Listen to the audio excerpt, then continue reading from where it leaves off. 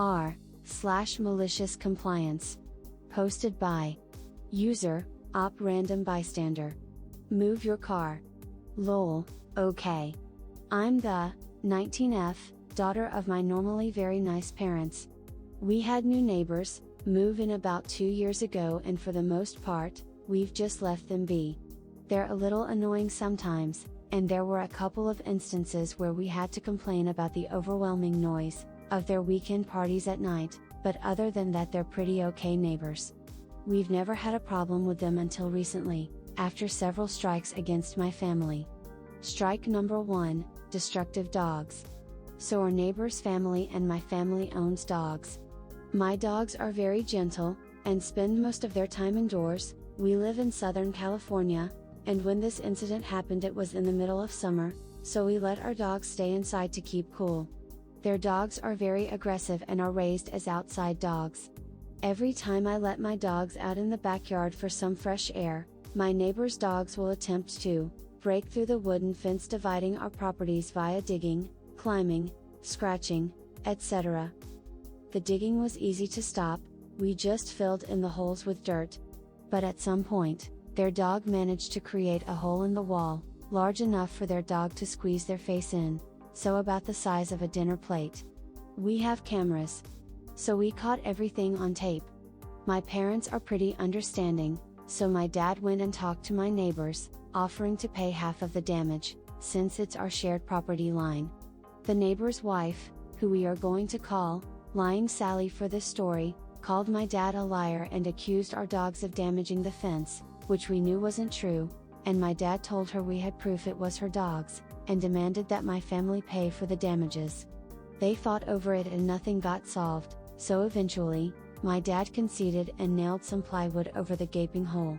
Problem solved. But this was only the first strike. Strike number 2, just. Why? The next incident is honestly really stupid, and I don't even know why Lying Sally bothered lying.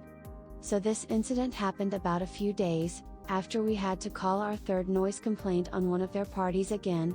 Like, seriously, who blasts Let It Go at 10:30 p.m. at night? I wish I was making this up. My mom is getting out of her car in our driveway, when Lying Sally walks right up to her and accuses her of yelling at their lawn mowing guy to not mow their lawn so loudly at 7:30 a.m. My mom was very confused. She's never talked to the guy who comes over to mow their lawn. We've never cared about any of our neighborhood's business in general. For frick's sake, we have a neighbor across the street who revs his motorcycle at 6 a.m., and another neighbor who does construction stuff in his garage for a hobby. My family has been living here for almost 20 years, we're very chill, with our neighbors' loud and noisy hobbies normally. Long story short, my mom confronted the lawnmower guy one morning and asked him if she's ever talked to him before, and he told her no. Lying Sally saw this, and ran out of the house to confront my mom. She screams, "Why are you talking to him for?" And so my mom replies, "Because you're a lying bitch." And so that's the gist of it. I don't know why Lying Sally even bothered lying about that. At this point, we were convinced Lying Sally was a nutcase. Strike number 3, the point where I finally stepped in. For the past month, my neighbors have stooped to a new low, by hogging all of the parking space in front of our house whenever they get the opportunity. My family has 3 cars, 2 usually sit in our driveway and the third is parked curbside in front of our house. My neighbors have 2 cars, both of which they park alongside the curb, in front of both of our houses. The curb our houses share is only big enough for 2 cars. They've stopped using their driveway entirely, just to park their 2 cars on the curb, which forces us to park our third car further down the street. It's not a big deal, but what they were doing was petty. So my parents became petty too. The moment they would move their cars to go to work, my parents would move our third car back, into its spot on our half of the curb. This went on for almost an entire year, until at some point an unspoken truce was made and they stopped their petty scheme. Things returned back to normal. Until I accidentally fucked it up. In my defense, I was driving home with the third car late at night, it's dark, I accidentally back up way too far, and park the car smack dab in the middle of the curb, so my car is literally in the middle between our houses. I'm tired from working all day, so I don't think much of it since our neighbor still has an entire driveway to themselves. Trust me, their driveway is just like ours, it is made to fit 2 cars. The next morning, I wake up to the sound of my parents arguing downstairs. Turns out, our neighbors have parked one of their cars on their driveway, and the other one is parked in front of our 3rd car on our side of the curb. This wouldn't be a problem if half of the hood of their car wasn't sticking out into our driveway. The problem with this is that if we tried to back out the car, the one closest to their car, in our driveway, we might hit their car, and I'm pretty sure that was the purpose. I was done with their games. So I marched over next door and rang their doorbell. The husband, we'll call him Pig for this story, opens the door and he's recording me as if I'm going to attack him.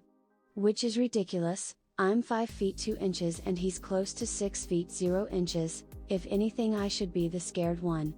The conversation goes like this: me, is it okay if you can move your car? Pig, no, the police told me I can park anywhere I want because it's a public road and they even told me I can record you. Me, I don't even care about you recording me, I just need you to move your car. You have an entire driveway to yourself. It's just common courtesy to not block your neighbor's car into their driveway. Pig, you guys can still get out. It's not that bad. Me, yeah.